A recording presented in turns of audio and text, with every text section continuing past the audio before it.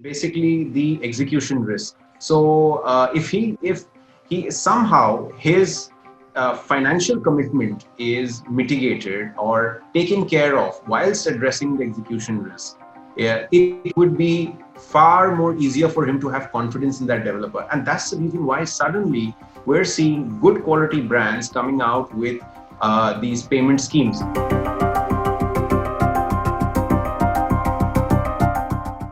The client confidence had already been eroded to quite some extent. And now there is, with the sentiment drop, it's not as if client confidence is going to come back. I mean, it's only going to get further deepened. So therefore, two parts to it. One is that it needs to address the execution risk. And the second part, it needs to address the trust deficit.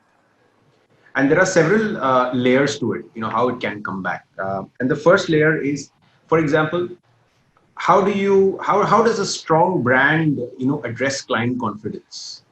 And we all see how it is playing out. Stronger brands today, more confident brands which have actually stood the test of time. And today, I would say more corporate brands. Yash was part of Heinz. So Heinz is an extremely corporate brand, and it managed to circumvent all of the construction risk. Whether even if it's the Lodha Group from where Prashant is currently. I mean, these are all strong corporate brands, whether you talk Godrej, whether you talk the Tata Group, whether you talk any other brands, whether it's Brigade and some of the other larger developers. So building a strong brand is extremely important. But along with that strong brand comes a host of, confidence building measures. And the client, when he's comparing, investment in A product versus B product, will in today's time, try to navigate himself into, even if it's at a price premium, into a more stronger brand. So that addresses one part of it.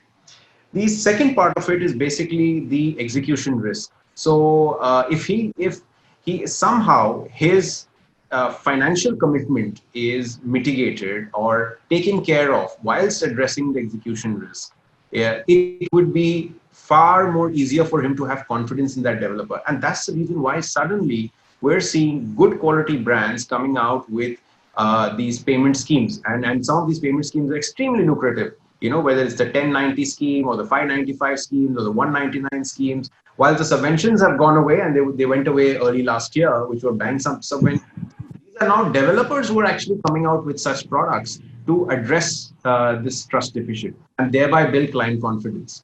The third part is the entire process of sale. We are seeing an entire post-COVID or during COVID situation wherein clients are not able to visit the site. So today, if it's anyone who purchases a property, I mean, 7 times out of 10, they would like to go in and visit the site, have a look at the property, and see for themselves, ascertain for themselves whether the property meets, at least what's written on the brochure. But having said that, in today's time, it's not possible. So therefore, how do good brands, good quality developers digitize the entire process? And how do consultants come out with an entire technology prowess to do it? So, at Anarock, we've actually come up with the IDSS, which is the Integrated Digital Sales Solution, which is right from the customer discovery to the customer engagement to the customer negotiation, the site tours, everything is being done digitally in partnership with the developer. So the customer doesn't necessarily even need to leave his home today to actually have a look at how the site is progressing.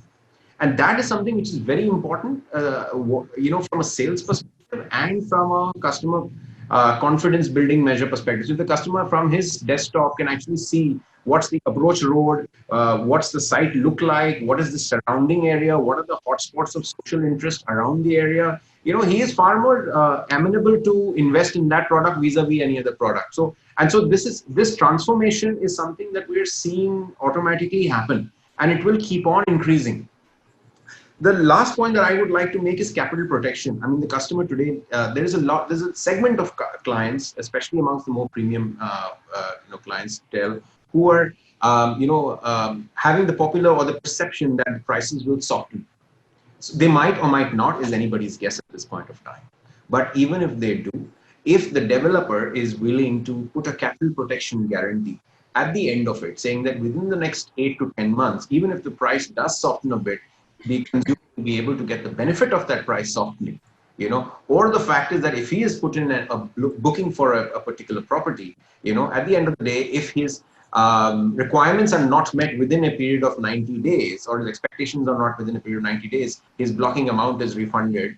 These are the schemes or the tools or the manners in which the confidence towards a particular product can be met. And we're seeing that. I mean, Prashant mentioned that he has done quite a lot of bit of sales. At Anarock also we've managed to do it. Godrej has managed to do it. So lots of developers are doing a lot of some of these things, and these are actually helping in building the confidence.